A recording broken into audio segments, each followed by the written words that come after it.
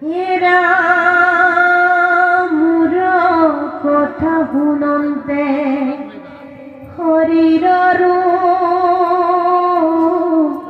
মানচিত জানা তাৰ পৰম পবিত্ৰ ভৈল চিত্ৰ প্ৰেমে ধ্ৰুবৈচিত্ৰ অতি